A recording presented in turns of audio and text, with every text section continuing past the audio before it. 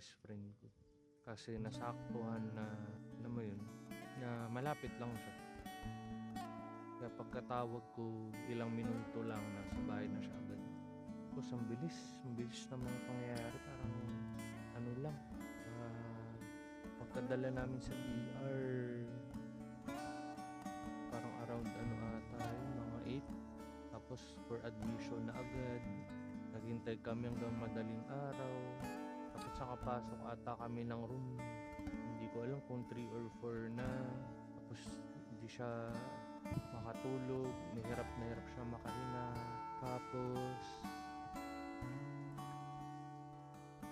tinry ko yung best ko na maging comfortable siya.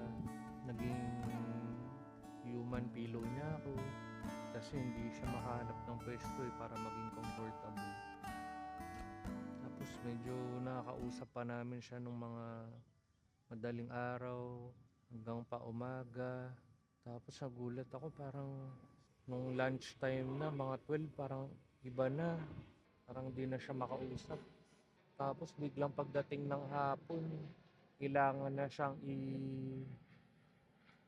tubuhan. Alam mo yun, parang di ako makapaniwala na ang bilis talaga ng mga nangyari. Tapos nung tinubuhan siya, parang di ko na siya kayang tignan. Nahihirapan na ako. Siyempre, first hand nakita kong nawala si Mamita. Nawala si Mamita sa harapan namin ni June. Nakita ko rin si Tito Mel, si Tito Dinky. Kaya alam mo yun, parang may hint na ako, pero deep inside, syempre hoping ka pa din, diba? Tapos, grabe, nagdatingan lahat ng mga kaibigan niya, mga malalapit sa kanya. Sobrang grateful ako sa kanila. Kasi parang nasa 20 ata kami nung araw na yun. Tapos ang pinakamalupit, nag-code blue siya. Tapos sigaw ako ng sigaw na parang hindi pwede. Tapos lumaban naman siya. Nagkaroon ng pulso.